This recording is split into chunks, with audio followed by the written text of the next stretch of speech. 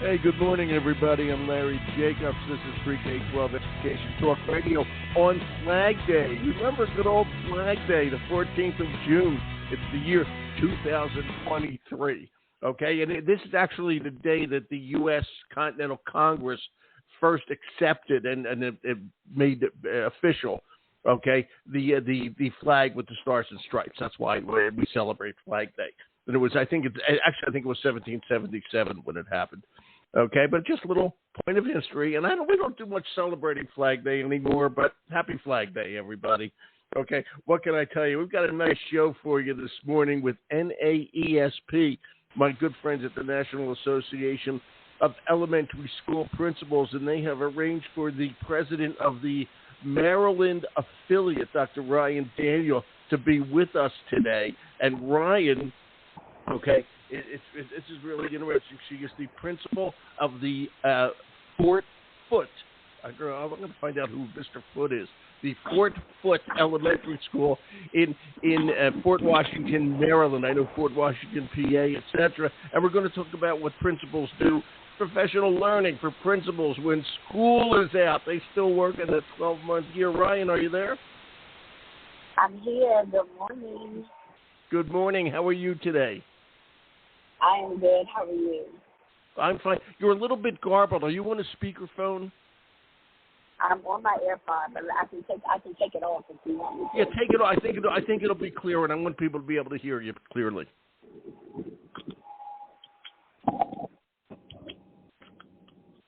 Is this better?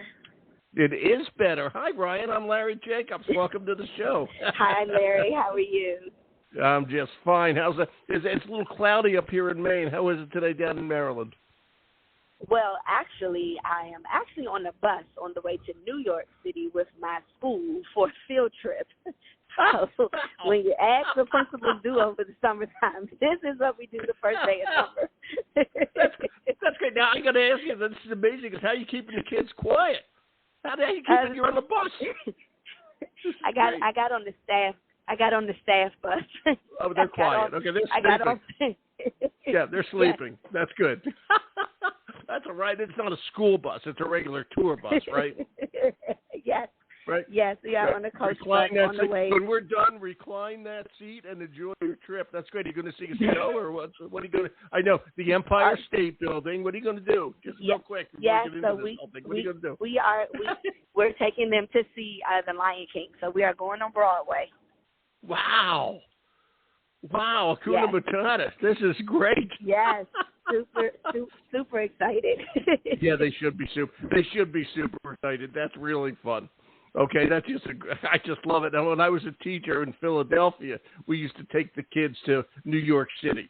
Okay, every year. Oh, wow. Not all the kids, but I think the ninth grade. If I remember, it was a long time ago now. Those kids are now 50. Okay, and take them to New York City. So it was always kind of fun. Okay, and it is fun. I hope you have a great trip. That's interesting. When is the last day of school? So the last day of school was yesterday. It was yesterday. Oh, man, you got the kids. This is the kids, right, or just the teachers? Yes. No, so this is our 5th and 6th graders. They promoted. So this was their end of the year class trip. After school, I love it. This is great. After school.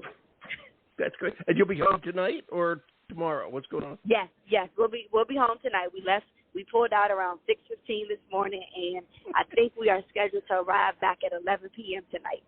Yeah, good. They'll be tired. They'll be sleeping the whole way. Okay. Yes. And I remember. I just have to tell that I remember in the school trips when I was a kid. Okay, we used to save the seat in the front of the bus for the teacher, so we could, when we were in high school, so we could all make out behind them.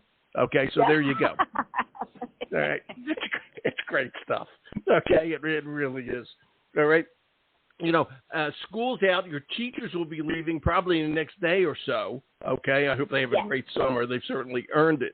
Okay, we're going to talk about professional learning for principals today. We got about a half hour, about 25 minutes here.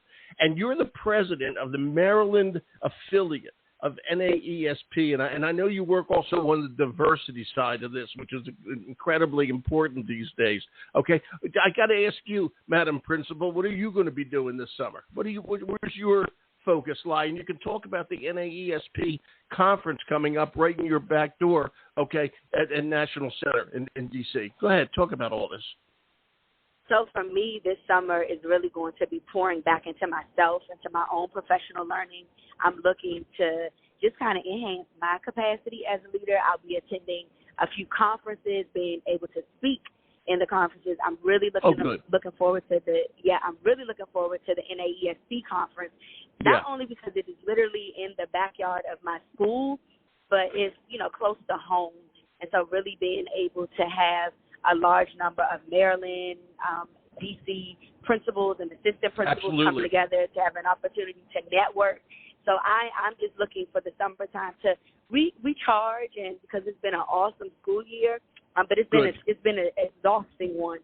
So looking to definitely recharge for the summertime, but then also kind of enhance my professional learning, focus on what my priorities and my big rocks are going to be next year as a leadership standpoint, and then, where we can adjust and kind of pivot as a school community.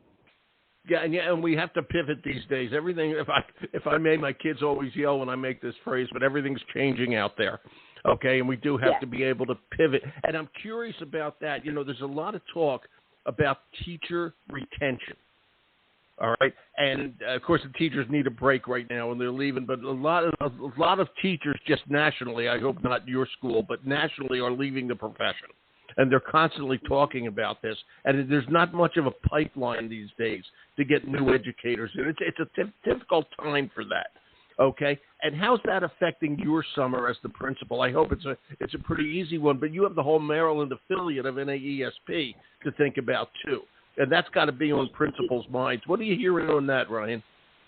Yeah, absolutely. It's nationally, it's a teacher shortage, right? Yeah. And so, we're doing all that we can to retain the great teachers that we have, to develop the teachers that may need a little bit more work, but then also trying to be creative to fill vacancies. I'm very fortunate that at our school right now, we currently only have 3 vacancies, and so that is very small compared to some of my colleagues that are sitting with 10 to 20 vacancies. And so I think principals this summer, we're going to have to be creative. We're going to have to, highlight the great things about our school, make our school stand out so that we attract educators and support staff to want to come to our school communities. And it's because an everyone interesting doesn't want to be a teacher anymore. Yeah, exactly. And there's a lot of reasons, and a lot of that is money. We need to respect teachers more, not only respect them generically, but respect them, prove we respect them with the money necessary for them to do a good job, because what they do is incredibly important. But I don't think I have to tell you that. I think you know that. Okay, and so does the whole audience who's Absolutely. We got to put our money where our mouths are. Let's put it that way. Okay, and the state has to do that. We do. Yeah, and I got to ask you a question. This came up yesterday. I was talking to actually a friend of mine over at NAESP, the Secondary School Principals Association, okay? And he said, I don't know if you know about this. I'm catching you a little bit off guard on this. There was some kind of bill going through the Maryland legislature that said vice principals have to be teaching 20% of their time. And Adam, my friend over there, told me that bill was defeated, and it was a lot of work, okay, by the Principals Association. I don't know if it affected elementary as well. Well, do you know anything? Talk to me just about that. I'm glad that worked, because we need principals to be principals, okay? Yes, absolutely. And we need teachers to be teachers and grow up to be leaders or teacher leaders. But they're different jobs. Go ahead, just speak on that, please. Yes. So actually, just this past kind of winter, NAESP affiliates from all over the world, we went down to Capitol Hill to really push a few bills to legislators, one in particular, just around that idea of making administrators be teachers of record for students. And primarily, this is something that's hot right now in Maryland because of a new plan that we have called the Maryland Blueprint. And so this, a part of it, there was a bill stating that administrators were to teach 20% of their day. And so for me, someone like me, I'm a single administrator, so I do not have an assistant principal. So requiring me to teach 20% you have 20% of your day to teach. Yeah, sure, right. Exactly. Yeah. When there's nobody else to manage, just the operations of the building, instructionally provide support to teachers if needed, discipline, like parent concerns, any of that. So it definitely, I think legislators oftentimes think that college and professors are the same as K through 12 administrators and teachers, and it's very different. It's very different. It's absurd. Remember, the people who are trying to pass that bill don't work very hard. Okay, they don't. You don't say anything. I'll say it. Okay, these are bums with a giant staff, and I'm not from Maryland, but I'm just extrapolating all of them. Okay, and they need to go to work for a living and understand that people don't have the time and the staff. Okay, to do what they think we have. It's absurd to even go there. It's just ridiculous. Okay, and believe me, if I don't even know you, Ryan, but I'll tell you, I can say this: if there's a day, okay, when you need a teacher at your school and you can't find a substitute, be the first one to walk into that classroom and help out. Yes. Okay. Yes, I have been this. You don't need a bill I've to been do the that. music teacher. Yeah, I don't need to. I've been the music teacher. I've taught first grade. I've taught sixth grade, like wherever is needed. And oftentimes that's not the plan when we come into school, but you got to do what is needed. And when you got to do what you got to do. You have to do what you have to do to keep the building going. Yeah, right. And tell me about Fort Foote, your school, Fort Foote Elementary. Just brag a little bit about that. What are the kids like? Oh, what's the whatever. Just talk about it. Yeah. Bragging about my school is my favorite thing to do. So we call Fort Foote the best school ever, and we truly are, because I say that, and we say it proudly, that we're the best school ever because of the people. Like, we're very much of a community-based school. Like, even now, this trip to New York City has parents, it has staff and their families, it has their children. We have a lot of people, that pour into our community and into our school community and students, and we pour back into it. We're definitely a family environment. We're small but mighty. So although we are a school with only 321 students, we really ensure that the impact is felt heavily. And I just the other day, we had our sixth grade promotion, and one of the students in his reflection, he shared that even if somebody is not his teacher, like they say hi to him, they say good morning, they check on him. And I think that is, a good picture of like who we are as a community, that we think about the whole child before we try to educate them, because we understand that students come with so many different things. We allow our parents to be constantly engaged in our community and in the classroom and in events. And then I, as a leader, I give my teachers a lot of autonomy, a lot of creative control. I make them kind of CEOs of their own classroom. And if they want to fly to the moon, then I'm trying to figure out what we need to do to get there. And so I think that is what. Yeah, it's got to be. If it's a rocket ship that we need, then we got to build it. And if I don't have all the pieces, there's somebody on my team, that has the pieces so that we can get to whatever that next destination is. So, I when I say I'm a proud principal, I really am, because we've been able to do some amazing things in just the last 2 years that I have been there. We've been able to move a lot of student growth, build some new partnerships with our community members, and just, get people to understand that Fort Foote is the best place to be. And congratulations on that. What's the community like? I don't know where is, I'll let me ask it two ways. Where is Fort Washington? I certainly know Baltimore and D.C. and Annapolis and all that. I don't know Fort Washington, so where's that? That's A. I know I'm from around Fort Washington, PA, but that's near Valley Forge kind of, and all that. This is Fort Washington, Maryland, okay? And so tell me, what's the community like, and where is it? Yeah.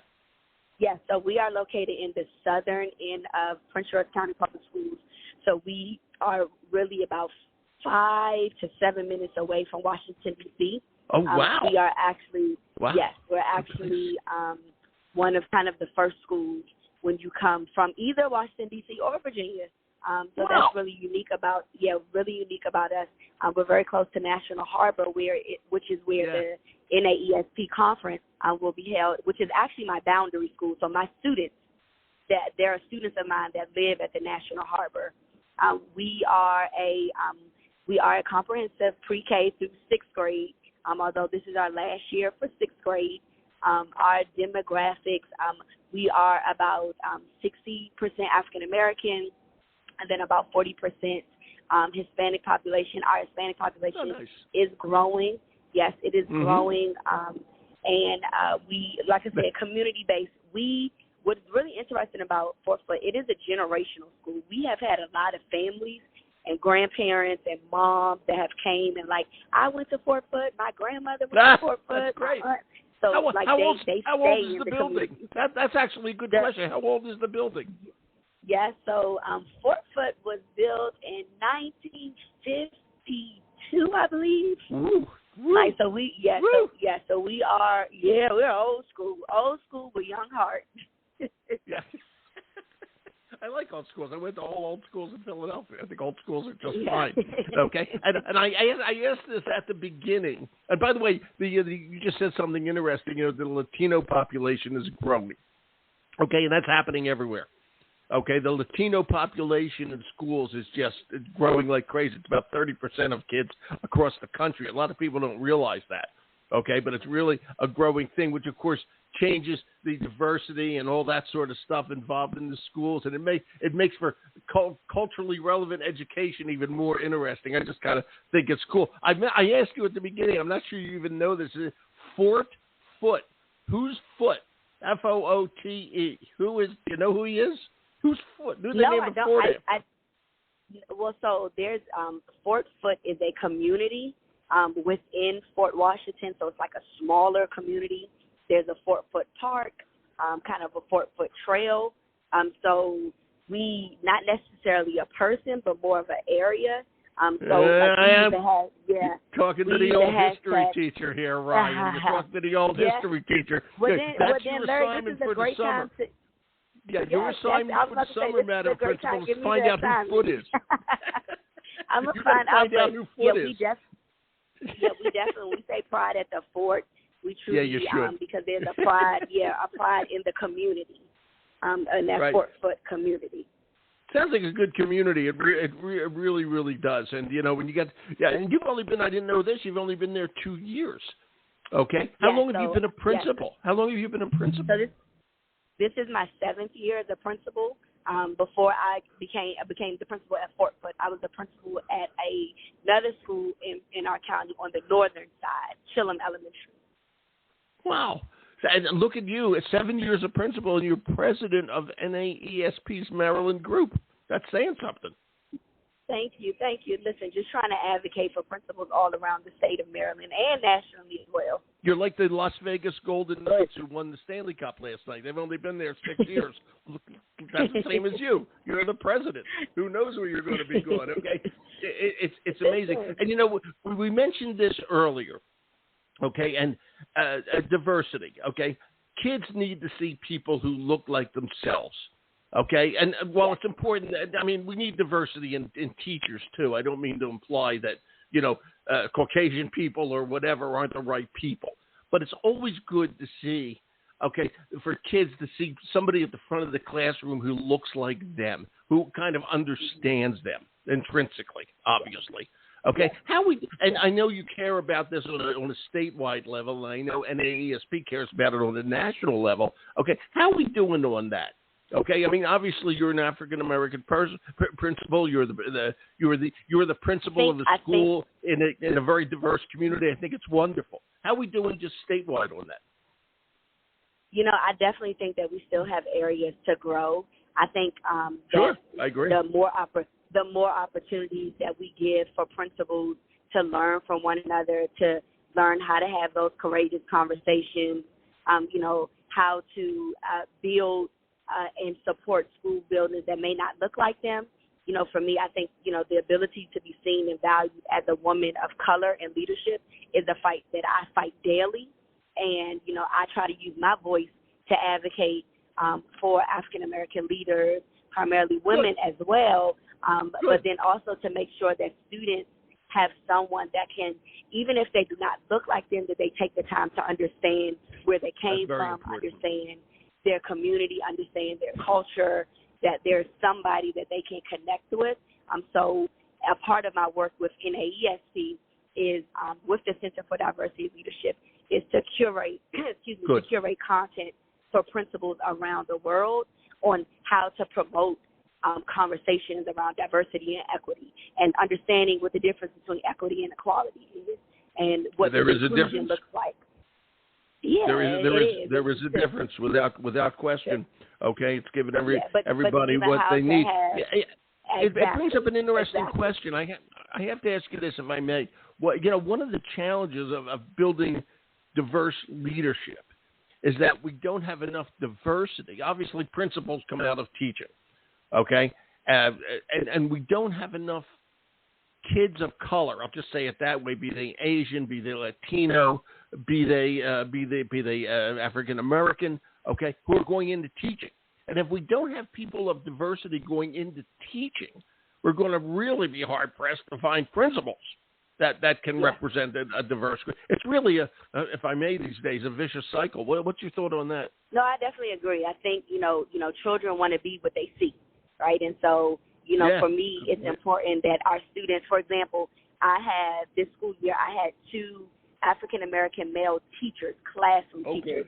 And that was important for me, for my students to be able to see a male in education, particularly elementary school, not as a custodian, not as a PE teacher, but an actual teacher, classroom teacher. That got males kind of thinking, and I tell them, like, you can do something differently with a student than I can, than one of my female teachers can. But then even, for example, I have a high Filipino population of teachers in my building. And so having conversations of how we can support students that we may not understand their background, or the way that we were raised and brought up is very different than maybe some of the students that are sitting in our classroom. So how do I think as leaders, we have to create a common language of like what empathy and equity look like for your schools in order to really move the work. And so I think that is the work of principals. Like the first thing that I could tell any principal that I've like coached or mentored or even just had a conversation with is, what is the equity language in your building? Like what common language of like equity and empathy have you collaborated with your teachers on, so that everyone, regardless of what their background is, regardless of what their race, their culture, when they come into your school, they're included the same as everyone else. It's really interesting, and the fact you have so many. Are your Filipino teachers, are they long time here in this country, or did you recruit them literally from the Philippines? Most of them were recruited from the Philippines. When our district, good for you. When our district did a big push of getting more diversity, and we saw a teacher shortage, and so it makes perfect sense. That's why I asked the question. And that's good. That's good. Okay, and it's another step in solving the teacher shortage. And when you said that, Absolutely. It just struck me as that, and that's very, very interesting. You've got a good group there, a good multi-ethnic mix of folks in there. And just before we go, and you're going to get back to your nap and watching the scenery pass by on the bus, okay? And actually, you're going to have to pass. I just thought you're going to have to bypass I-95 in Philadelphia because of that bridge collapse. I wish you luck with the traffic up there. I know. That's why we try to get out earlier. Probably take the Jersey Turnpike up. That's probably what's going to do. I'm thinking about it now for your driver. Okay, but at any rate, okay, just real quick, July 10th, 11th, and 12th is the NAESP conference, okay, and that's a big conference. It's really nice. If you're thinking about becoming a principal or are a principal, an assistant principal, if you're a leader in schools, it's a good conference to go to at the National Center, okay, in D.C. Would you want to add anything to that, Madam President of the Maryland Division? Here's the deal. Absolutely. If you're in Maryland, you better go. You're right there. It's right in your doorstep. That's it. Yeah. You helped me out right there. If you're in Maryland, you better come. Like if you're in Washington D.C., you should be there, right? Because Yep. if you really want to grow your network as a leader, if you want to create thought partners in this work, and if you really want to pour into yourself and grow as a leader, then you definitely should be at the conference. Because what I always enjoy about the NAESP conferences is that I leave with so many more ideas than I came with so many more connections and people that I didn't know before. And now I have thought in the work that if there's something happening, I can call a principal in Texas or a principal in Wyoming where maybe a year ago I wouldn't even know anyone that lives there.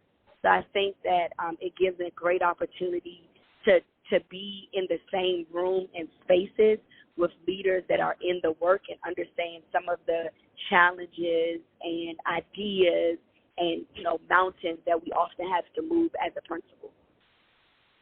Here. I hope everybody goes and check it all out at naesp.org. Thank you, Ryan. This was great. I want you to enjoy Lion King this afternoon. Hakuna Matata. Thank you so much. Thank you so You're much. Gonna have a blast. A great day. Thank you. Thank you so much. And have a great summer. Take care. Thank Bye-bye. you as well. Bye. Bye. Ryan Daniel. Dr. Daniel is the principal of Fort Foote. She's going to spend her summer finding out who that's named after. Fort Foote Elementary in Fort Washington, Maryland, right near National Harbor. I keep saying center. National Harbor, where the conference is going to be. You can learn all about it under events at naesp.org. Okay, I hope they enjoy The Lion King. I'm Larry Jacobs. We're going to archive at ace-ed.org, which is our home website. Please go over there. Everything we do there is free for educators at our Consortium for Equity and Education. I'm Larry Jacobs. Thanks for listening.